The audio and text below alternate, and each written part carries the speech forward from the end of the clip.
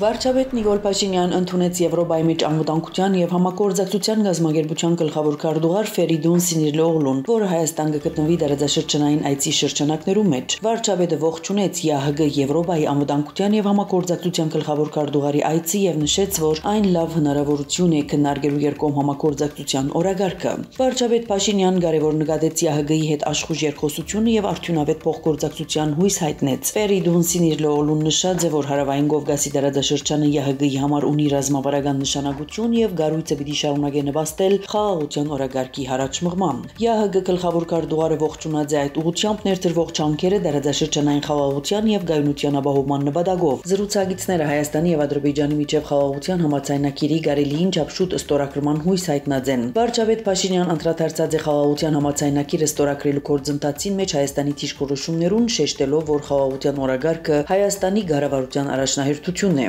Իր երթին Ֆերիդուն Սինիրլօղլուն նշած է, որ դարաձաշրջանի մեջ խաղաղության հասնելու մեծ հնարավորություններ կան եւ պետք է ադոնք իրականացնել։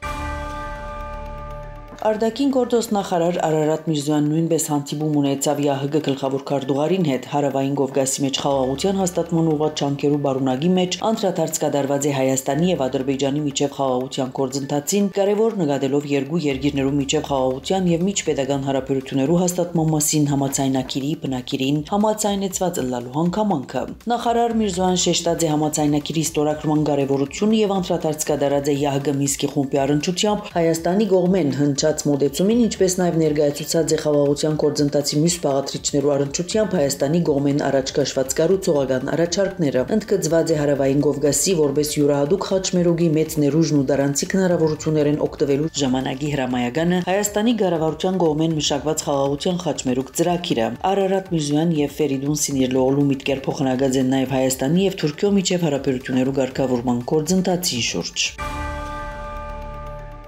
Վատիկանի մամլոյցարոյթենեն հայտնեցին, որ այսօր մահացած է Հռոմի Ֆրանսիս Պապը։ Այսօր երկուշաբթի 2025 թվականի ապրիլ 21-ի առավոտյան գանուղ սրբազան քահանայապետ Ֆրանսիս Հոկին Ավանտաձե հորը Դոմուս Սանտա Մարտա իր բնակարանին ներս նշված է պաշտոնական հաղորդակցության մեջ։ Կաթողիկ եկեղեցու հովվապետը 88 տարեկան էր։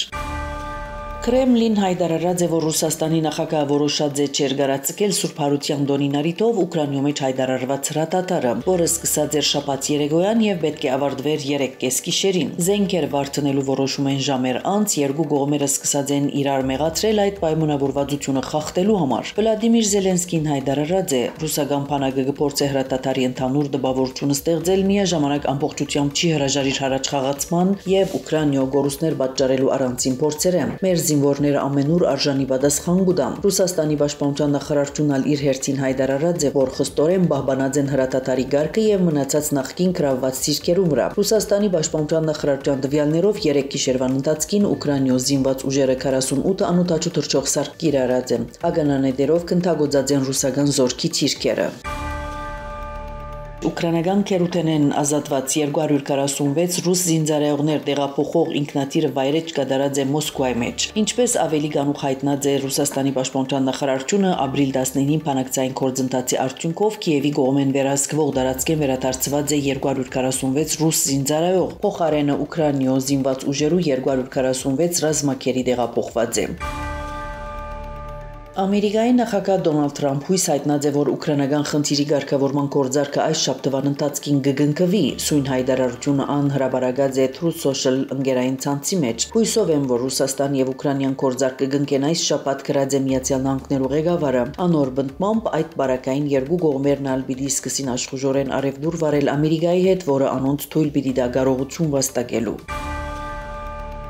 Հռոմի մեջ տեղի ունեցան Վաշինգտոնի եւ Թեհրանի պատվիրակություններու միջուկային գործարքի շուրջ կանուղագի բանակցությունները։ Իրանական խումբը գլխավորած է արտաքին գործոստնախարար Աբբաս Արաքչին, ամերիկյանը Դոնալդ Թրամփի հատուկ բանակնած Սթիվ Ուիտկոֆ։ Իսլամական Հանրապետության արտաքին գործոստնախարարը հայտնած է, որ կողմերը փոխըմբռնման հասած են հյուրեական հնարավոր համաձայնագիրի սկզբունքներու եւ նպատակներու շուրջ։ Ապրիլ 23-ին Օմանի մեջ պիտի սկսին խումբերու բանակցությունները, որմե հետո պիտի շարունակվի Թեհրանի եւ Վաշինգտոնի խումբերու միջև քննարկումներ երրորդ փուլը։ Հանդիպումը կառուցողական էր եւ արդյունավետ, նշած է Աբբաս Արաքչին։